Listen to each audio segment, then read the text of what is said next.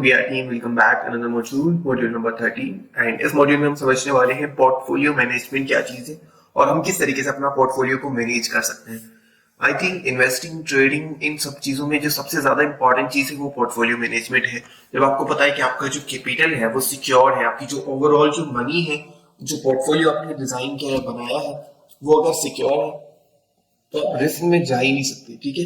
लेकिन आपका प्रॉफिट भी लिमिटेड होता है, आप तरीके से मतलब सोच समझ के करते हैं, रिस्क कम लेते हैं, या आपकी कैलकुलेशन होती है। जब आप कैलकुलेशन रिस्क लेते हैं तो उसमें आपको, अगर आप कैलकुलेशन रिस्क नहीं लेते हैं यानी किसी भी प्रोजेक्ट में डाल देते हैं, अगर तुक्का लग गया और आपका प्रॉफिट ज्यादा हो गया वो एक अलग बात है। लेकिन अगर पोर्टफोलियो मैनेजमेंट, रिस्क मैनेजमेंट को सही तरीके से यूज करेंगे तो आपका जो मेन कैपिटल है वो कभी भी जीरो नहीं होगा। और ट्रेडिंग, इन्वेस्टिंग में जो ये सारा जो पूरा कॉन्सेप्ट है, इसमें सबसे ज्यादा इंपॉर्टेंट है आपका कैपिटल सेव है। अगर आपका कैपिटल पोर्टफोलियो सेव नहीं है, आपकी जो ओवरऑल मेन कैपिटल जो आपकी इन्वेस्टमेंट है अगर वो सेफ नहीं है, तो फिर आपको ट्रेडिंग नहीं करनी चाहिए।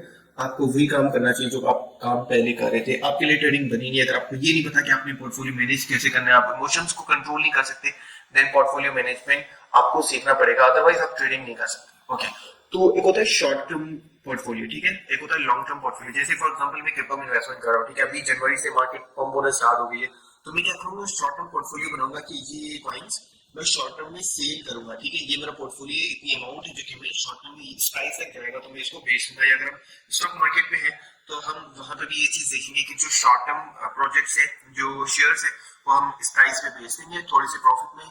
तो वो शॉर्ट टर्म पोर्टफोलियो आपको बनेगा कि ये पोर्टफोलियो है, ये करेंसीज है, क्रिप्टो में है। अगर आप स्टॉक मार्केट में है तो आप देखेंगे ये शेयर्स है जो कि मुझे 5 या 10 जितनी भी आप लिस्ट बनाते हैं कि मुझे शॉर्ट टर्म में सेल करने, शॉर्ट टर्म प्रॉफिट के लिए मैं इनको बाय कर रहा हूँ। एक तो वो पॉइंट्स, एक तो आपका शॉर्ट टर्म पोर्टफोलियो होता है, एक होता है लॉन्ग टर्म पोर्टफोलियो। ये सबसे ज्यादा इंपॉर्टेंट है। और लॉन्ग टर्म पोर्टफोलियो में आपने वही प्रोजेक्ट्स लेने हैं। फॉर एग्जांपल अगर आप मेरी बात करेंगे तो मैं बिटकॉइन, इथेरियम एंड डॉट एडा एंड कुछ अल्ट कॉइंस, टोटल मेरी जो लॉन्ग टर्म पोर्टफोलियो में सिर्फ 7 से 8 कॉइन्स है। आज एक और कॉइन मैंने 8 किए, तो 8 कॉइन ऑलमोस्ट मेरे मतलब क्रिप्टो करेंसी के अंदर, टोटल पोर्टफोलियो के अंदर सिर्फ 8 प्रोजेक्ट्स हैं जो कि मैं ऑलमोस्ट 2030, 2040, 2050 तक भी होल्ड करना चाह रहा हूँ, ठीक है।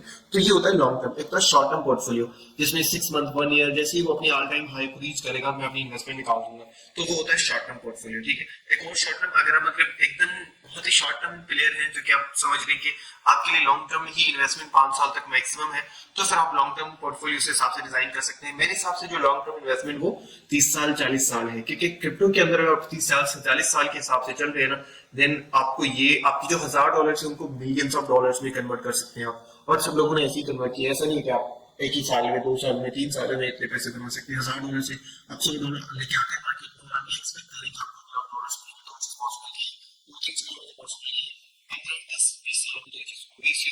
मिलियन से भी बना सकते हैं $100 से, वो चीज पॉसिबल है।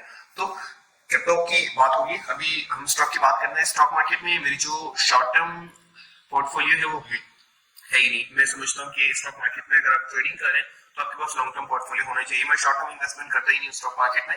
मेरी जितनी भी इन्वेस्टमेंट है वो लॉन्ग टर्म के लिए है और मैं उसमें डॉलर कॉस्ट एवरेज ज्यादा करता हूँ स्टॉक मार्केट के अंदर। क्रिप्टो में भी करता हूँ, लेकिन स्टॉक मार्केट में क्योंकि मेरी इन्वेस्टमेंट लॉन्ग टर्म के लिए है तो मैं पैसे निकालता नहीं हूँ। मेरा शॉर्ट टर्म वहां पे है नहीं, सिर्फ लॉन्ग टर्म। लेकिन आपने दोनों रखने, क्योंकि आपको प्रॉफिट चाहिए होता है। मैं अपने पैसे निकालना नहीं चाहता, मुझे कोई और यूज नहीं करने, या मुझे मेरी एक्सपेंसेस में कहीं और से निकालता हूँ, या जो भी चीजें हैं मैं जो अपने ड्रीम से वो कहीं और से कंप्लीट कर रहा हूँ। मैं यहाँ पे इनफैक्ट इन्वेस्टमेंट बढ़ाता जा रहा हूँ क्योंकि मेरी इनकम ज्यादा है, जो खर्चा वो मेरा कम है, तो पैसे जितने भी बचते हैं मेरे पास वो सारे मैं स्टॉक इन क्रिप्टो में डालता हूँ, तो इनफैक्ट मेरा पोर्टफोलियो बढ़ रहा है। तो आप इस तरीके से डॉलर कॉस्ट एवरेज कर सकते हैं, लेकिन आपने लॉन्ग टर्म, शॉर्ट टर्म दोनों चीजें करनी है। अगर आप स्टॉक मार्केट में भी है और क्रिप्टो मार्केट में, तो दोनों चीज आपको करनी चाहिए। तो पोर्टफोलियो मैनेजमेंट के अंदर जो मेन चीज है ना, तो ये है कि आप प्रोजेक्ट्स कौन से चूज कर रहे हैं, यही जो मेन चीज है ना। लॉन्ग टर्म, शॉर्ट टर्म एक अलग बात होगी, लेकिन जो इंपॉर्टेंट चीज है कि प्रोजेक्ट्स कौन कौन से चूज कर रहे हैं, ठीक है। आपके पास मैक्सिमम मेरे ख्याल से प्रोजेक्ट होने चाहिए तो 10 से 15 होने चाहिए। इससे ज्यादा अगर आप करेंगे तो आप अपने रिस्क को बढ़ा सकते हैं, या अगर इससे ज्यादा भी करते हैं तो फिर आपकी कैलकुलेशन होनी चाहिए, ठीक है।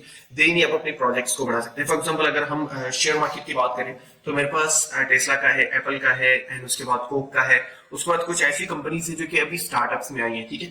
एंड एक और चीज मैं आपको बता दूं, अगर आप चाहते हैं कि आपको स्टॉक मार्केट में कभी लॉस ना हो, तो आप जो मार्केट कैप्स होती हैं जिनका वॉल्यूम बहुत ज्यादा हाई होता है, जो हाई वॉल्यूम्स की जो प्रोजेक्ट्स हैं, जो स्टॉक मार्केट में जो शेयर्स हैं, आप उसमें इन्वेस्टमेंट कर लें, उसमें आपका रिस्क उतना ही होता है। ओके, अगर आप चाहते हैं कि आप थोड़ा सा रिस्क ले लें तो आपको उन प्रोजेक्ट्स में इन्वेस्टमेंट करनी चाहिए जो न्यू टेक्नोलॉजीज में आती हैं। एक और चीज मैं आपको बता दूं, मेरी स्टॉक मार्केट में जो इन्वेस्टमेंट है उससे रिलेटेड जो मेरा माइंडसेट है वो यही है कि आपको उसी शेयर में इन्वेस्टमेंट करनी चाहिए जो आपको समझ आती है। ठीक है, अब मैं उन्हीं शेयर्स में इन्वेस्टमेंट करता हूँ जो टेक्नोलॉजी से रिलेटेड है, जो एक्चुअली में कुछ मतलब जो ऐसा कर रहे हैं जो मुझे समझ आ रही है। ठीक है, अगर मैं कॉफी कोल्ड ड्रिंक पीता हूँ और उसके बाद मुझे लगता है कि ठीक है मैं उसमें इन्वेस्टमेंट कर देता हूँ, एंड स्टिल मैं राइट हूँ, मेरे पास कोई एप्पल का कोई भी प्रोडक्ट नहीं है। ठीक है, बट उनके बहुत सारे प्रोडक्ट्स मैंने यूज किए हैं, उनकी मार्केटिंग स्ट्रेटेजी, उनकी बहुत सारी चीजें हैं जो कि मैं यूज कर चुका हूँ। ठीक है, मैकबुक भी यूज कर चुका हूँ, स्मार्टफोन भी यूज कर चुका हूँ उनका, एंड उसके बाद एयरबड्स भी यूज कर चुका हूँ। तो मुझे उनका जो चैन सिस्टम है कि अगर आपके पास फोन है तो आप कोई और हेडफोन या कोई और केबल यूज नहीं कर सकते, कि उनकी केबल लेनी पड़ेगी, तो एक नेटवर्क है ना, तो वो उनको पता है कि अपनी और एक और चीज आपने स्टॉक मार्केट में देखनी कि वो अपनी प्रोडक्ट्स की जो प्राइसेस है वो इंक्रीज कर रहे हैं। अगर वो इंक्रीज करे दैट मीन्स वो कंपनी खुद ग्रो करे। अगर आप देखेंगे एप्पल्स की प्रोडक्ट्स, फॉर एग्जांपल आईफोन की बात कर लेते हैं, आईफोन 13 के बाद आईफोन 14 आया तो उसकी प्राइस बहुत ज्यादा हाई थी, तो लोग क्या करते हैं उसमें इन्वेस्टमेंट कर देते हैं। ठीक है, लेकिन मेरा माइंडसेट ये है कि मैं जितने भी पैसे मेरे पास आते हैं उससे मैं उनकी शेयर्स पे कर लूँ। अब ये होता है जितने भी प्रोडक्ट्स बाय कर रहे होते हैं वहां से मुझे बेनिफिट हो रहा होता है। ठीक है, क्योंकि ये डिविडेंड भी देते हैं सालाना, तो वहां से भी मुझे बेनिफिट हो जाता है। तो ये सारी चीजें यहाँ पे हो जाती है। ठीक है, तो आपने जो प्रोजेक्ट से वो सोच समझ के चूज करने हैं, पोर्टफोलियो की मेरी यही इंपॉर्टेंट चीज है। ओके, अब मेरी स्ट्रेटेजी क्या है, मेरी जो टोटल पोर्टफोलियो, फॉर एग्जांपल अगर आपके पास $100 है, $100 की कैलकुलेशन बहुत इजी सबको आ जाती है, लेकिन आपने कैलकुलेट करनी है 60% आपका जो पोर्टफोलियो वो लॉन्ग टर्म के लिए होना ही चाहिए। ठीक है, बाकी शॉर्ट टर्म और ट्रेडिंग के लिए आप अपने हिसाब से मैनेज कर सकते हैं। मेरा जो माइंडसेट वो यही है, 30% में लॉन्ग टर्म में करता हूँ एंड 10% जो है वो मैं ट्रेडिंग में इन्वेस्टमेंट करता हूँ। ये आपका माइंडसेट अपने हिसाब से, आप आपको कैलकुलेशन के हिसाब से आपको चूज करना चाहिए कि आपको कौन सा बेस्ट लगता है, किसमें आप ज्यादा इंटरेस्टेड है, तो आप अपनी मर्जी से वो ही कर सकते हैं। ठीक है, अब लॉन्ग टर्म में मैं वही प्रोजेक्ट इन्वेस्टमेंट करता हूँ जो कि मुझे लगता है कि इनके फंडामेंटल्स बहुत ही स्ट्रॉन्ग है, और पोर्टफोलियो मैनेज के अंदर आपने वही कॉइन्स जो लॉन्ग टर्म, वही कॉइन चूज करने हैं जिसके बारे में आपको fundamentals, technical analysis, qualitative analysis सब चीजें आपको पता होनी चाहिए। उसके बाद ही आप अपनी लॉन्ग टर्म प्रोजेक्ट्स को आपने चूज करना है। ठीक है, अभी हम सिर्फ कैपिटल की बात करें, फॉर एग्जांपल आपके पास $500 है। ठीक है, तो आपका जो 60% बनता है वो $300 बनता है। $300 आपने अलग कर दिए कि भाई ये लॉन्ग टर्म प्रोजेक्ट्स के लिए है, और बाकी आ जाते हैं 30% शॉर्ट टर्म।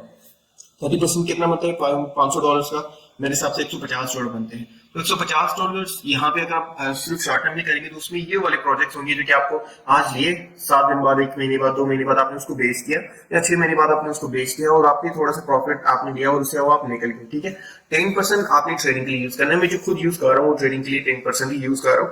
वही 10% फंड कभी बढ़ भी जाता है, क्योंकि जब हम शॉर्ट में आ रहे होते हैं, फॉर एग्जाम्पल अभी जो मार्केट नीचे गिर रही थी, तो मेरी जो 60% है उसका भी ऑलमोस्ट 20%, और ये जो 30% टोटल अमाउंट है वो, एंड ये टोटल 40% अमाउंट मेरे टोटल पोर्टफोलियो का मैंने ट्रेडिंग में लगाया हुआ था।